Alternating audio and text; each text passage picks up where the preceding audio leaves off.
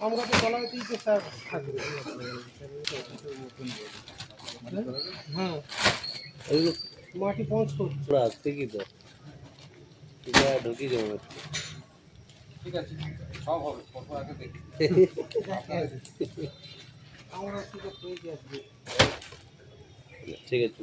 চুপ কর বেশি ওইগুলো ইয়ে করিস না স্যাররা কাজ করতে দে কি তাই তো কথা কম বল কাজ করতে দে চুপ করে দেখ সব কাজ করবে হ্যালো এই বাড়ির ভিতরে হ্যাঁ